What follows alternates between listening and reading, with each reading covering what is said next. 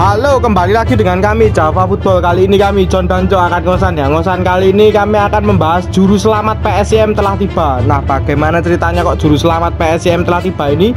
Oke, kita saksikan saja bersama.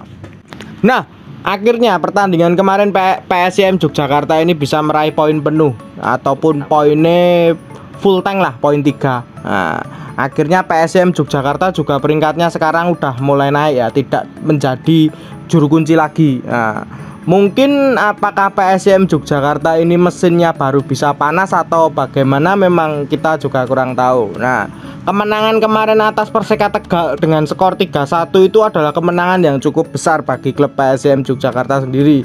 Mereka bermain di kandang soalnya. Kalau kemarin sampai kalah, ya mungkin akan terjadi geger lah, mungkin jadi bahan cecenan. Nah, intinya seperti itu ya. Saya sangat yakin sih soal pertandingan kemarin ini pasti bakal menang. Soalnya Coach Irwan ini datang dengan intinya pelatih ini adalah pelatih sosok yang bisa ngemong.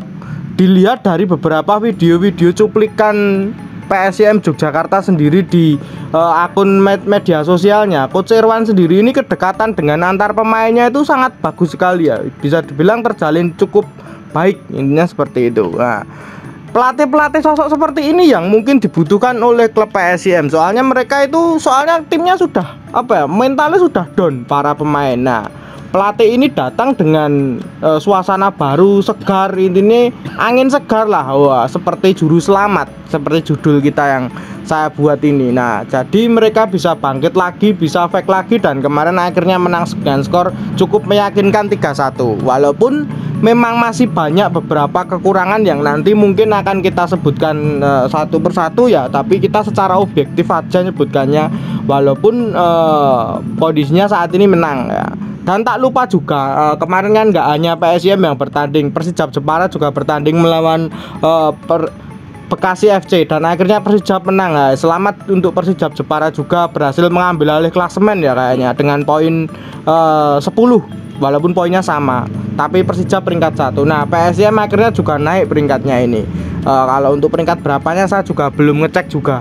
Nah, pertandingan kemarin Cuk, menurut pendapatmu gimana ini penampilan dari Coach Irwan ini dengan hadir ibarat kata itu raciane wis dadi ataupun tinggalannya pelatih lama. Ini gimana menurut pendapatmu Cuk? Intinya cukup mengesankan ya Coach Irwan ya. Entah ada beberapa kekurangan di dalam tim, tapi secara overall ini bagus sih untuk Coach Irwan sendiri, karena beliau pertama atau maksudnya datang di PSIM itu ketika kompetisi sudah berjalan. Jadi memang cukup bagus sih. Ini kemenangan pertama bagi PSIM Jogja. Beliau Coach Irwan membawa angin segar lah untuk PSIM Jogja sendiri. Ini penting untuk membangkitkan mental, kepercayaan diri para pemain, para supporter lah. Jadi memang kalau untuk teknis permainannya ya ini masih bisa dibenahi lah, nanti step by step, percaya proses sama Coach Irwan sih. Ya betul.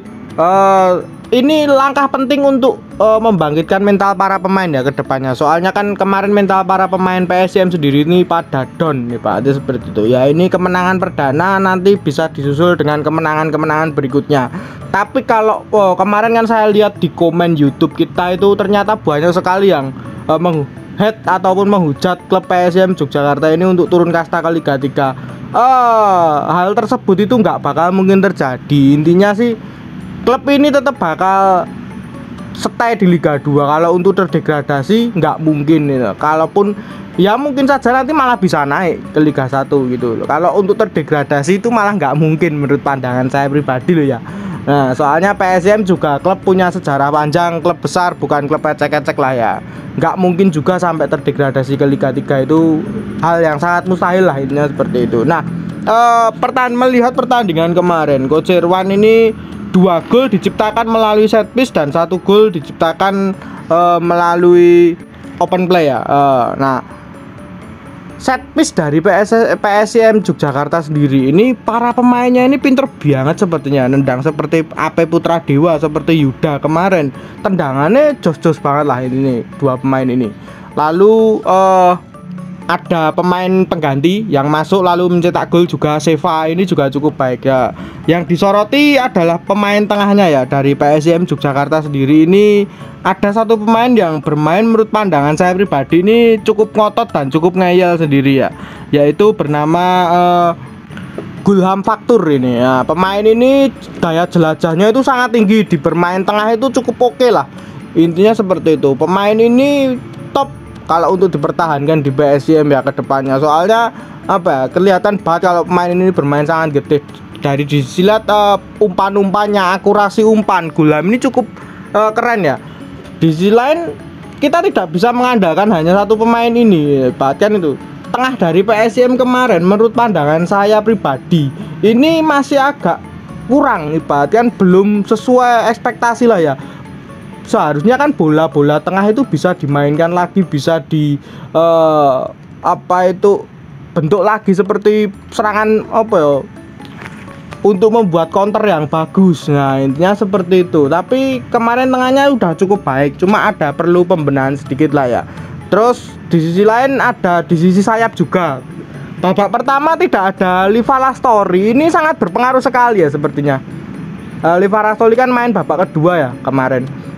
Setelah dimasukkan Livalastori, sisi sayap mulai hidup dari PSIM Yogyakarta sendiri ini. Dari pergerakan sudah mulai oke, pergerakan sudah mulai bagus.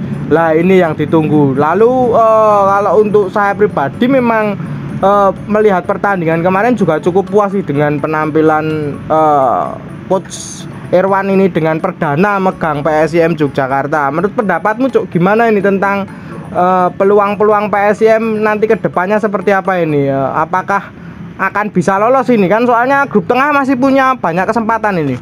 Intinya percaya proses saja kepada Coach Irwan. Soal nanti lolos atau tidak ya karena memang Coach Irwan datang tidak di awal kompetisi, jadi kasihan sih kalau beliau itu dituntut tinggi-tinggi itu. Jadi ekspektasinya mungkin akan diturunkan. Kenapa? Karena kondisi awal PSIM ini kocar-kacir ya, ada pemecatan pelatih dan lain-lain lah ya. Jadi memang ekspektasinya diturunkan sendiri, diturunkan dulu. Ya lolos fase grup aja udah bagus kayak kalau saat ini. Melihat kondisi lawan-lawannya seperti Bekasi FC, Persijap Jepara ini sedang on fire dan mereka sudah ada pembentukan dari awal, pembentukan tim. Kalau Coach Irwan sendiri belum bisa membentuk tim dari awal. Tapi Coach Irwan ini kan juga walaupun memang baru di PSIM untuk tahun ini, tapi sebenarnya beliau ini tahun 2018 ya, dan 2018 sempat menyelamatkan PSIM dari rawan degradasi karena dulunya main 9 lah ya. Main 9 terus digadang-gadang bakal degradasi ke Liga 3, tapi Coach Irwan dan tim PSIM Jogja mampu membalik prediksi itu. PSIM Jogja mampu bertahan dan akhirnya kan para Brajamusti dan Maidrin ini memuji-muji Coach Irwan. Tapi kan akhirnya 2019 Coach Irwan tidak melatih lagi dan sekarang beliau melatih PSIM Jogja. Ini lumayan lah ya. Dulu 2018 beliau menyelamatkan PSIM dari degradasi dan sekarang semoga beliau ini bisa perform banget di PSIM. Ya kalau ekspektasi saya minimal lolos fase grup itu udah bagus sih. Nanti kalau soal Liga 1 itu bonus lah, jangan di ekspektasi tinggi. Ya betul. Nah kalau untuk target lolos Liga 1 mungkin memang agak berat melihat sisi permainan lawan-lawannya ya. Kalau saya pribadi ya, grup timur, grup barat itu ternyata sangar-sangar loh permainan nih. Kemarin saya melihat pola permainannya sudah seperti banyak yang melakukan pressing lalu melakukan taktikal, itu banyak di grup timur dan grup barat ya.